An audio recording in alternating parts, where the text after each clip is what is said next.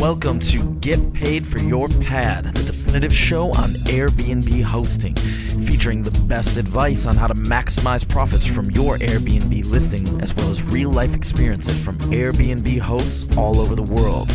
Welcome. We are your hosts, Josefa Kapadia and Jasper Rivers. Get paid for your pad. Get paid for your pad. Get paid for your pad. Get paid for your pad. Get paid for your pad. Get paid for your pad.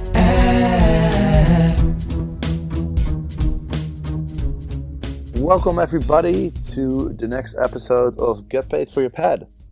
Today I welcome two guests on the show.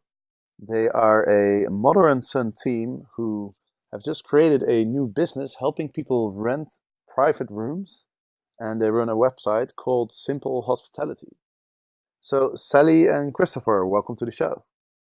Hi. Morning. Thanks for having us. Yeah, thanks for joining. Let's start off by introducing yourselves and let the listeners know what you guys been up to, what's your background, and what we are going to talk about on the show. Hi, I'm Sally, and I've been hosting or involved in hosting for around 40 years. I first started in the 70s running chalets for ski companies in France, and I did 3 ski seasons in Val d'Isère, Courchevel, Mirabel, and Verbier in Switzerland. And I was trained as a chef prior to that, and back in 1993 I found myself where I needed to create an income, and I took the ideas from being a chalet girl and started doing students in my own home. I had 3 rooms and 2 bathrooms, and from there I created 6 years later bed and breakfast, and later on back in 2009 I went to another level. I decided to do 3 bedrooms with 3 bathrooms and created boutique bed and breakfast in southwest London. Okay, so you've got quite a bit of experience in the hospitality business, so to speak. Yes, I love people. I love meeting people. I like looking after people. I've worked in restaurants, wine bars, and I've also done coach tours of London on buses, so to speak. And it's something that comes easy to me, and I find I've got a natural flair for it. So yeah, hospitality is what I love doing. That's awesome. And when did you decide to bring your son on board? He's had to grow up already since he was 3, having people in the house, and it was a natural progression. But he didn't decide that he wanted to work in hospitality until he did a trip to South America, and he was away for 3 months. And when he came, I asked him before he went, would you help me? Because I think there's a need, and people need to be coached in this. And he said he'd give me an answer. So it was the longest 3 months of my life. And, okay, he came back and he said, I'll give it a go. So it's been great. It's a real privilege to work with your son. And I'm getting emotional. And I love working with younger people. So what made you decide to join, Christopher? Well, it's like a quite complicated answer to a simple question. I don't know. I mean, I worked in other areas. I did some work in television, and discovered quite quickly that it wasn't for me. And I kind of didn't really have a career in mind. And the more I thought about hospitality, the more I realized how sort of naturally it came to me from growing up around people all the time.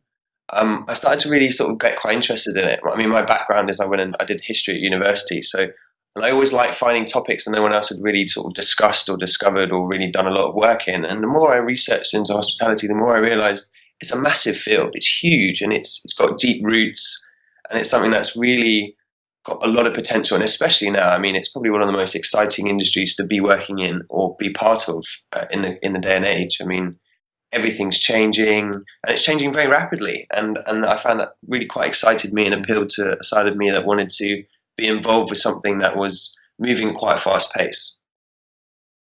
Okay, so you guys have quite a lot of experience in hospitality, and the focus is to advise people who rent out private rooms. So, well, I'm really excited to sort of pick your brain and get some tips for those Airbnb hosts who are listening right now and who are renting out private rooms. So what's the most important aspect of hospitality, would you say? Being organised and efficient. It goes without saying that the room is immaculate and stylish. Everyone has a different style, and to also be very welcoming, be very accurate about how you describe your room, its location and easy access, and Yeah, well, when it comes to private rooms, it's because it's in your own personal home. You've got that clash of your own sort of private space versus making these spaces sort of open to public use and consumption, really. And so you've got to be very organised to make it feel as if they're not imposing themselves in your home. You've definitely created a space for them to feel like they can be at home in your home without, yeah. So you need to have that sort of mix of personal and sort of professionally sort of organised and done so that it seems like it's quite seamless. They can't blur the edges between. They feel like they're imposing versus being very welcome. So I think that's key aspects. The first 5 minutes of meeting a complete stranger at your front door is the most crucial 5 minutes for the whole stay. It sets the tone of how the relationship and the stay will be between the pair. You as the host looking after that person, and the guest with those expectations. Mm-hmm. And it's always a good idea to, when you welcome them, obviously not at midnight, but if there is, when they come in, to welcome them, ask them about have they had a good journey? Because most people don't travel well, and they've always got a story. And just to offer them a refreshment, just to calm them down. Always have prepared a leaflet of the emergency numbers, the local area, the transportation, and also generally your contact details in a leaflet, and the do's and don'ts. That always is a good thing, so because the guests can read it later when they're in the privacy of the space that they've rented. And spend some time with them, a half an hour or so if you can. Always allow that space for when they do arrive, because you can get to know them over a coffee or a juice or something, or a drink, and you can reiterate what you've already got in the leaflet by introducing them to the space, by walking them around. This is this is where you're going to have breakfast. If you can use the terrace or the garden, but always look up. And this is where the family live, and these are our spaces, and you're on a floor above. So you're talking them through, so that you're actually defining the lines so they don't get blurred. You're reinforcing where their parameters are, mm-hmm. and where they're staying, which gives them security, because it's a big thing to walk into a space that you've never seen before and to feel at home. Definitely. Yeah, I imagine, because I've never hosted anyone in a shared space, because I rent out my place. I rent out the entire place, right? But I imagine one of the most important things is to get a feeling for whether the guest wants to have the privacy, or whether the guest wants to engage in conversation and maybe potentially do some things together, because like Airbnb, especially with Airbnb, there are a lot of people who are using Airbnb because of the personal connection with the local host, right? And I hear stories about people spending whole weekends with each other, the host and the guest, where the host will show the guest around town, have dinner together, cook together, etc. But I've also heard stories from other hosts who mainly have guests who are looking for the privacy and who don't really want to engage in too much interaction. So how do you sort of gauge whether the guest what the guest is looking for? Do you ask specific questions, or how does that work?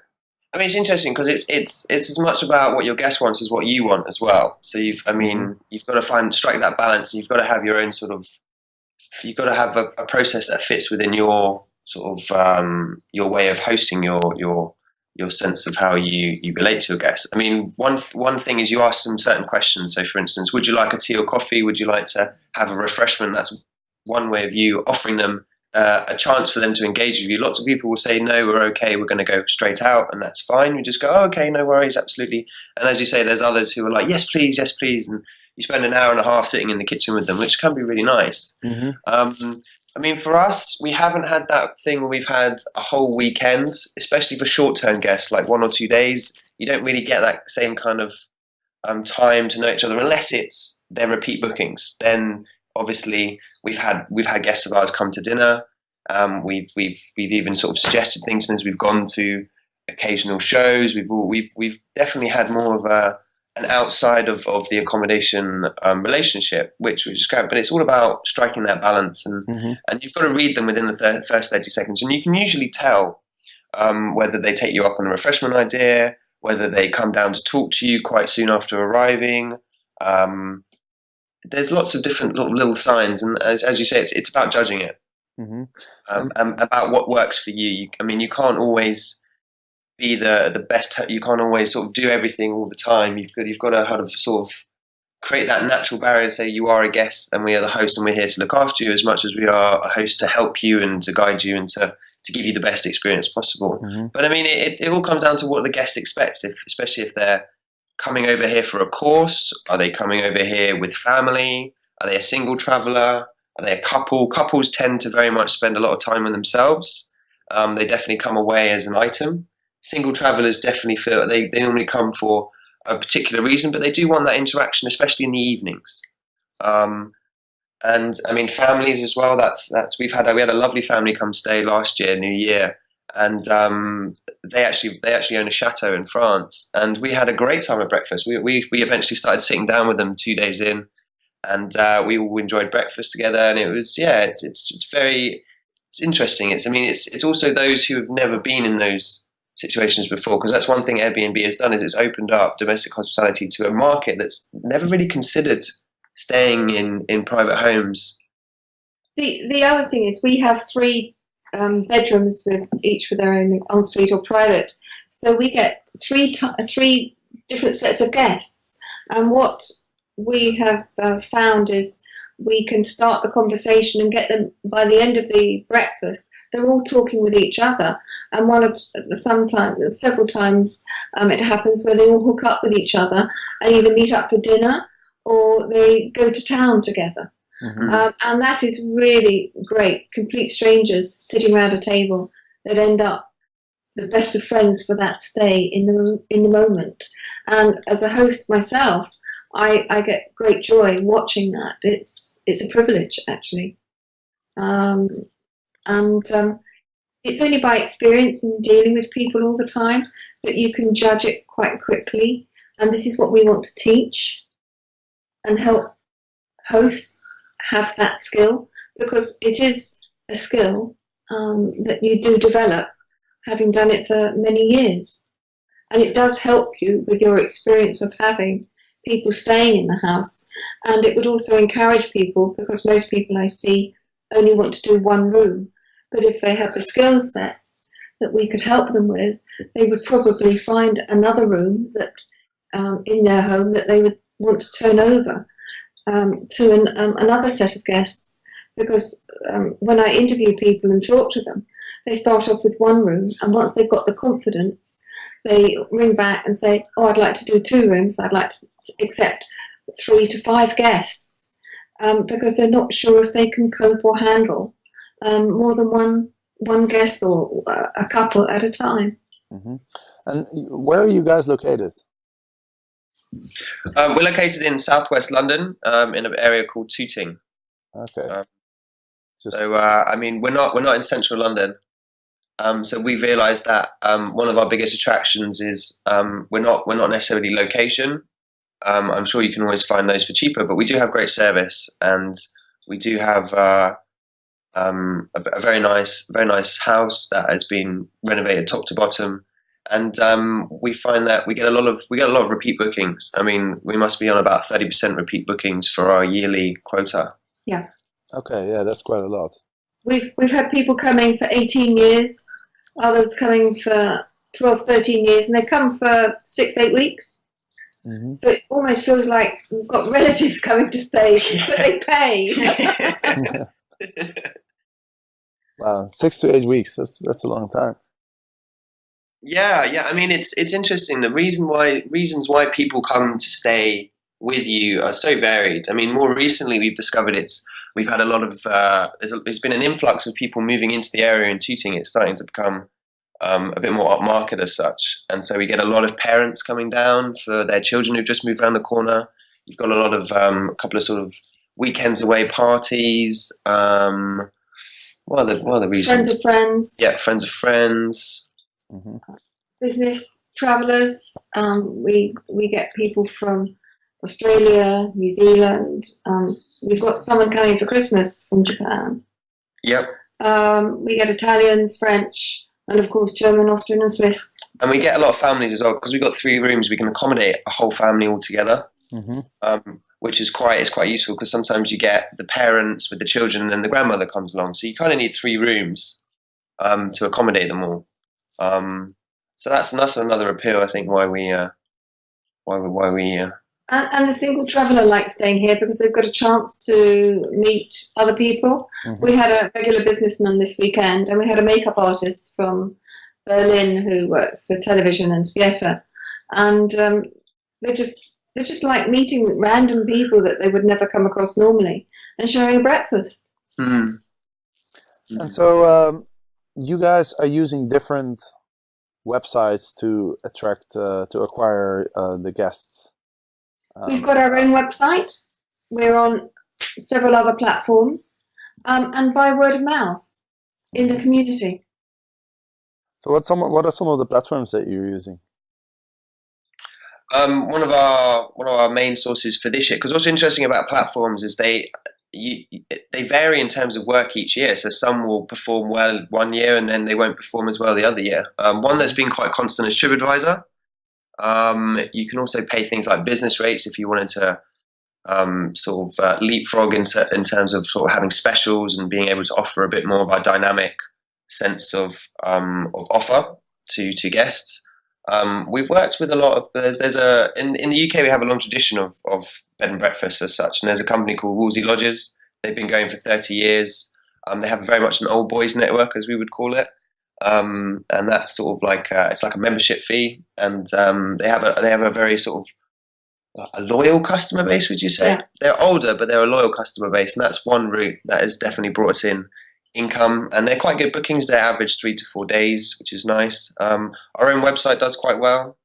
We work with an agency in Germany who specialise specifically in German speaking, and they definitely brings in a good chunk of work throughout the 20%. Year. Yeah, about 20%. And other homes in the area, we all know one another, and if we can't do a booking, we pass on, because we're finding more and more now that if we're full, we always give a recommendation, and we want to as well, don't we? Yeah, we want to give a recommendation, and we find that most people have taken the trouble to give you a call. They say, can you recommend another B&B in the area? Mm-hmm. Yeah. And this is a growing market. Hyper local. Yeah. It's going to be one of those ones you can't always rely on work coming in from overseas. I mean, the local community is a vast source of work, and it's also quite nice as well to have that sort of the person you know who knows the person around the corner, and it definitely makes it feel like you're a bit more embedded in the community, which is nice. It is nice. Hmm. And just to be clear, you are currently not using Airbnb anymore, right? You guys used to use it, but right now you're not using Airbnb. We're not using it because we weren't getting any bookings and or any inquiries, because it's very hard to compete with there's three roads down a house that's got a very nice bedroom and a private bathroom 1 floor above. She's half our price. Mhm. And Tooting has gone from 30 rooms to over 380 rooms in the area. And we're not being found, and also you can't compete with someone charging £20 and we charge £95. Hmm. And what about, so this is quite interesting, TripAdvisor. I've never heard of people using TripAdvisor. I thought TripAdvisor was a platform where you can get information, but I didn't realize you can actually list your room on TripAdvisor. Yeah, no, it's quite a recent thing where they're going to have a booking system coming in there soon as well. But yeah, TripAdvisor is one of those ones where, as you say, it started out as listing and reviews, and it was a place where people could double check. But then, if you say apply business rates, you can have your website link up there. You can have a phone number. You can offer specials. And I mean, we found that a lot of people refer to TripAdvisor as sort of like an existential, as a sort of third-person voice on whether they should decide to book you. So They check you out. yeah, you get checked out. Hmm. But I mean, you get bookings through TripAdvisor, the website, or people, they look you up on TripAdvisor and then they go to your website and that's where they make the booking. Yeah, both. I mean, what we try and do is we haven't gone for the booking option on the TripAdvisor website because it's an option that you can apply, you can ask for, but we like to get them to come to our website, and then from there we get an inquiry. But we found that we get quite a lot of traffic, quite a big international traffic community, especially people who are coming from afar for quite a long period of time. They like to have that reassurance. For instance, we had a lady from China who was coming over to do a sugar art course.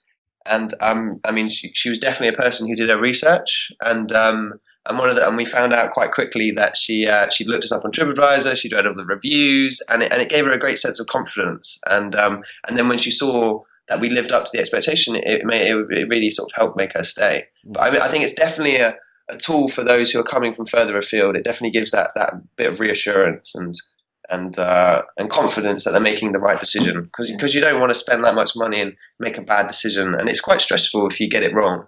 And you've kind of got no one else to blame but yourself. So let's talk about simple hospitality.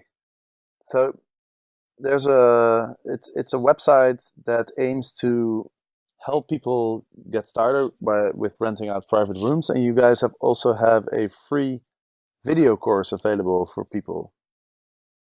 Yes, we do. Well, yeah, simply came out of our experiences as B&B hosts and agents and an agency, and it started off as a posh blog, shall we say? Yes. And it's taken about 2 years to get to where it is now, and I mean, there's still a long way to go. And very much it was us trying to figure out what we felt that was needed as much as versus what we were sort of trying to get all our thoughts down and get all our ducks in a row and figure out what it is we could offer, especially to the new growing community working with Airbnb or Wimdu or all these sharing platforms. So our free course is something we thought is just get all the information down that you can find on the internet, as much anyway, but just have it all in one place. And it's been an interesting process, because the more we do it, the more we're sort of creating something at the same time, and we're starting to really sort of see the processes and develop ourselves as more modern agents as such. Because I mean, the bed and breakfast agents are sort of one of those ones where it's like the travel agent. They've had the same sort of impact, but I still think the skills and the knowledge is very valuable, and that's what we're trying to convert into something that's definitely more modern and more appealing to the sharing community. And so for those who are listening who are interested in in learning more, what can people expect from the course? What we've done is we've explained many areas. It will just resonate with them in the respect that they can see, oh, I'm doing that right, or I hadn't thought of that, and it can just reaffirm what they're doing or where they could make a slight improvement. So it's simply beginning. So it's the first level of hosting, where you've just got one room, one person. Because we aim to do 2 other levels as well, so that if they want to grow into it or they want to change their lifestyle, we're pacing it so that they can develop those skills and see if it really is for them, or they just want to keep it as a top-up income, or they want to do it on a bigger scale. Yeah, and it's what we've done is we've just said, look, this is what a room can have and should have as such, to sort of create a sort of sense Standard. a sense of standard, and to know that, okay, well, I've ticked all the boxes here. That's really good in terms of the bathroom facilities, in terms of bedroom facilities. We've also done an example breakfast. I think that's one thing that isn't really developed as much as the rest of the material that's on the internet that you can find about hosting. And we found that breakfast is a very important part of bed and breakfast.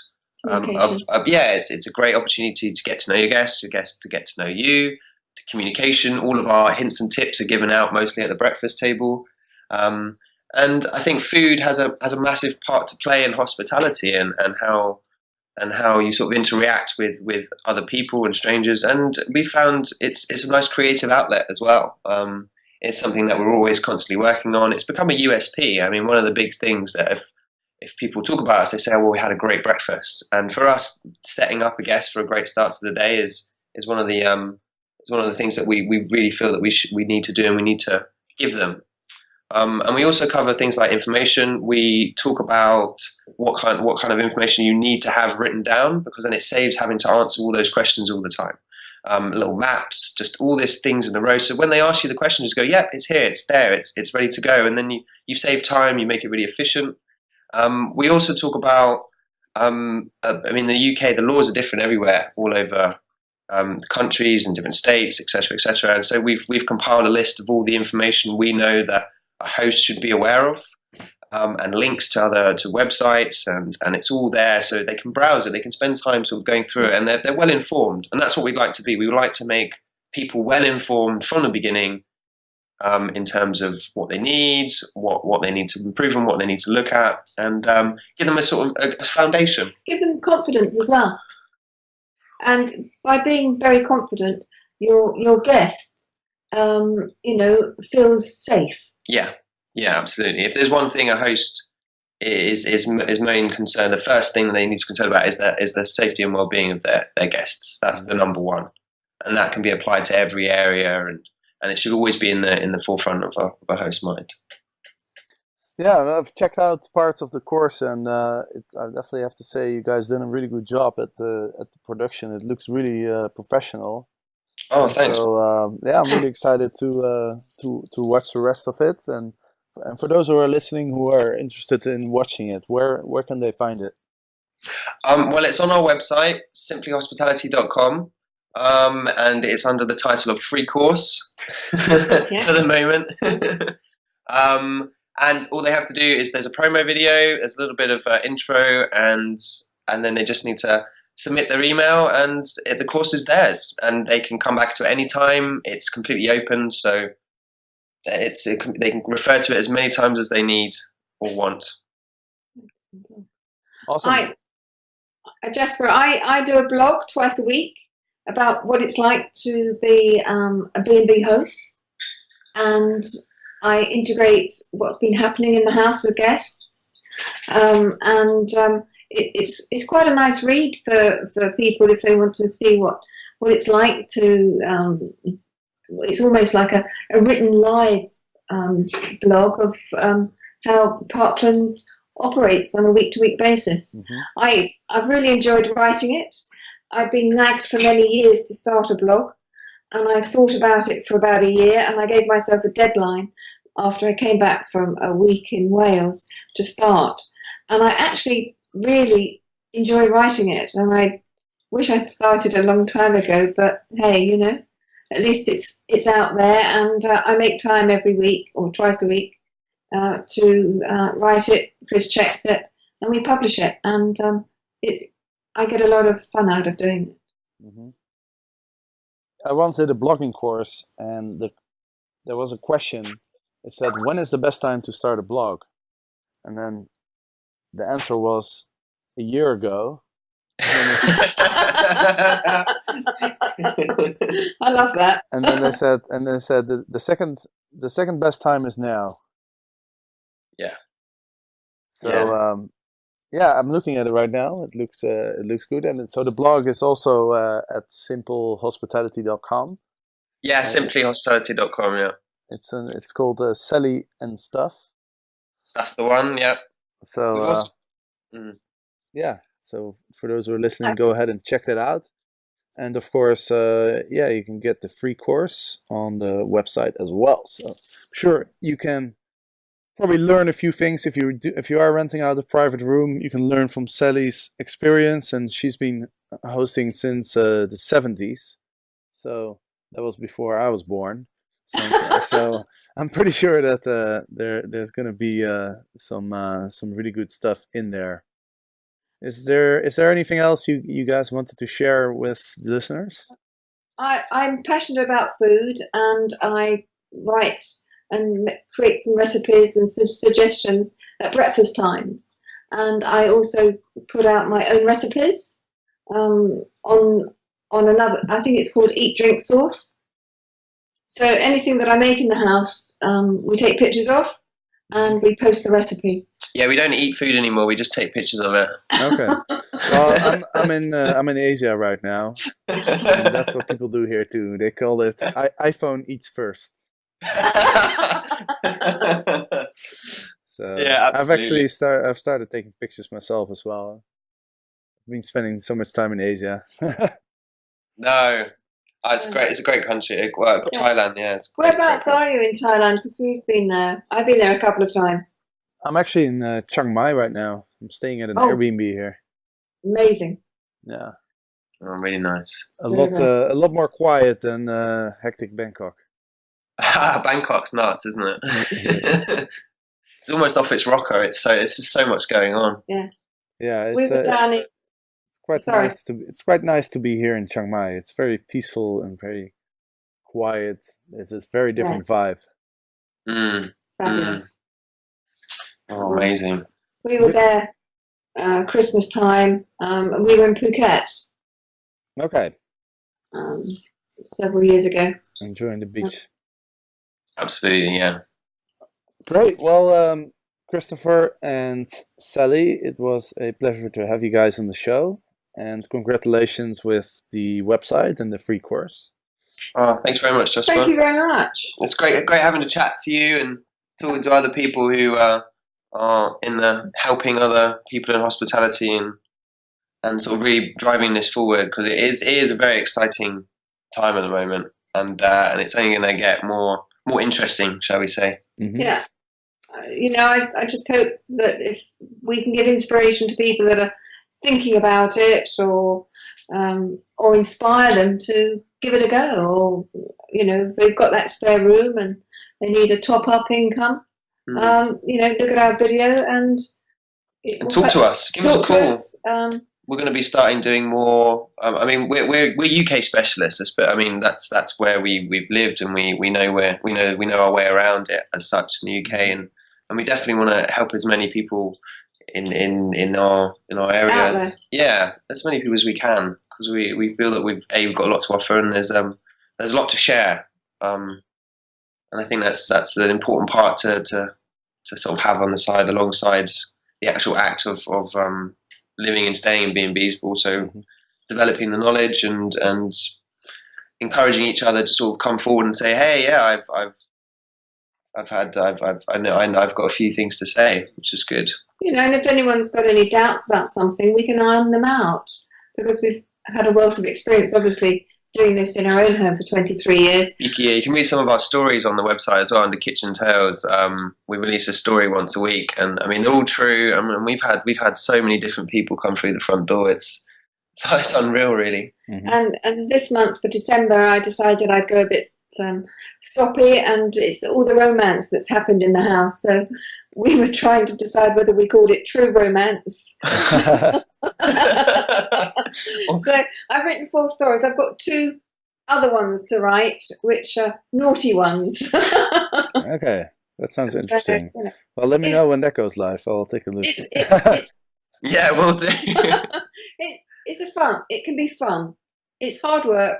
It can be great fun. And I just wish there was someone like me when I first started.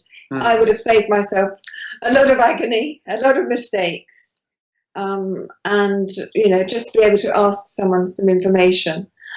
It wasn't out there at the time when I started doing this. So this is what I'm passionate about: passing on helpful knowledge for people to stay in this industry, because it's a bit like skiing, because I was a ski instructor and that's why I lived in the mountains. If your first experience of skiing is not a good one, you never do it again. Yeah, absolutely. So this is what hosting's about. We want to make it a good experience for everyone. Yeah, all round, host and guest. It's got to work for both of you.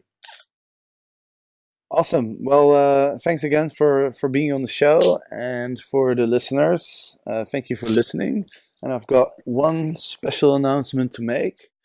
So our book, Get Paid for Your Pad, almost has 100 reviews on Amazon now. It's 91. And we'd love to get it over 100. So if you have bought the book, I would be very grateful if you could leave a review. And if you do, I will personally take a look at your listing and will give you a 30-minute consult to help you improve your listing. So if you do leave a review, please just send me an email, jasperrivers@gmail.com, or you can email info@getpaidforyourpad.com, and I will get back to you as soon as possible. So thanks again for listening, and we'll see you next time.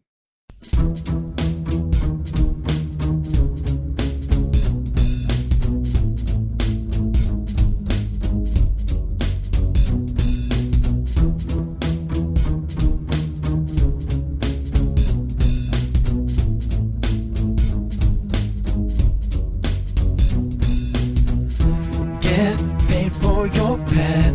Get paid for your pad. Get paid for your pad.